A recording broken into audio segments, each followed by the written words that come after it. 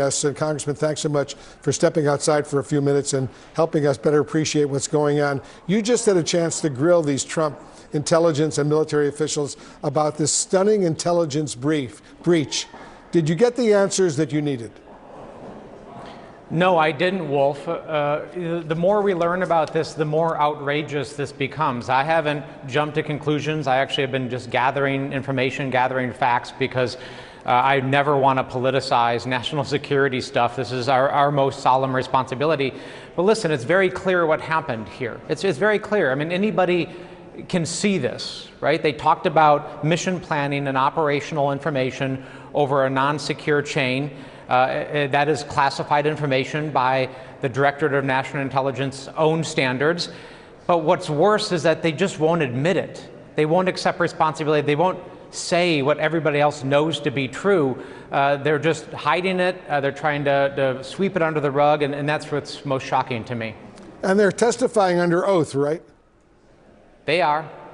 Are Trump officials in the process not telling the American people the truth when they continue to insist war plans and classified information weren't even being discussed? Well, certainly their story seems to change by the day. Yesterday they were before the Senate Intelligence Committee. Today they're telling a different story, largely before the House Intelligence Committee. So I'm really concerned about their lack of candor, them distorting the truth, their inability to remember key facts like who was on the text chain, what country you were in when you were actually texting. Really pretty stunning stuff that, you know, as a high-level, high-functioning individual, you should know. Where in the world were you? Do you think the Trump administration, Congressman, understands how damaging potentially this kind of information could be in the wrong hands? Well, they should. I mean, I'm not inside the mind of Donald Trump or these folks. I don't spend my time inside of their minds. It's not where I want to go. But this is very damaging stuff. You know, I think I made a pretty clear case just a few minutes ago that the Houthis, who are the organization that was the subject of the strikes, actually are a very sophisticated military rebel group. They have some of the most advanced anti-aircraft systems in the world. They've indeed shot down U.S. weapon systems, thankfully unmanned U.S. weapon systems. But we just sent pilots, Americans, our sons and daughters, our mothers and fathers, to do an extremely risky strike over enemy territory not too long ago.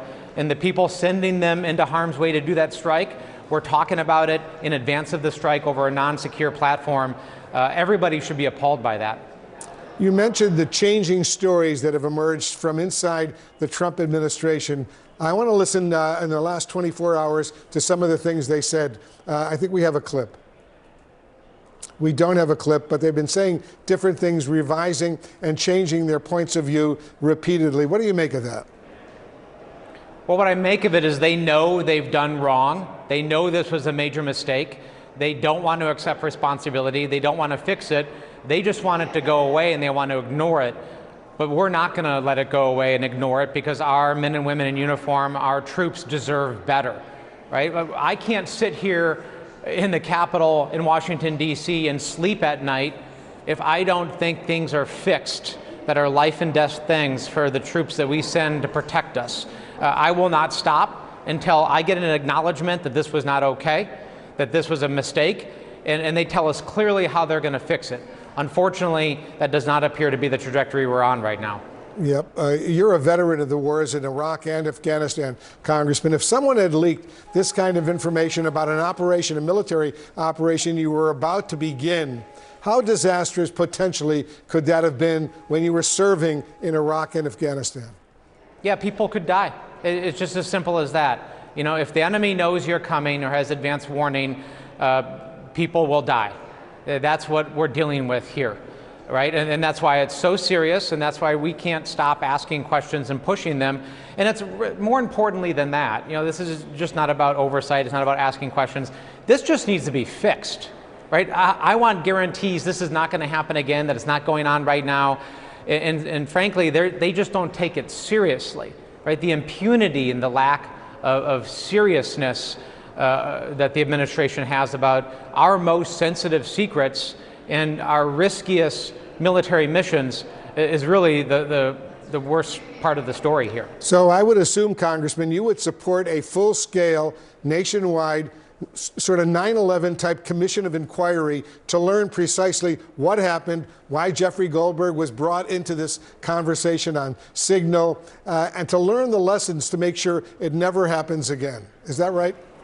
Yeah, I mean, I don't care what it looks like, commission, inquiry, special inspector general. I mean, you can call it and organize it however you want. I just want the answers, and I want the Trump administration to say, we messed up, this shouldn't have happened.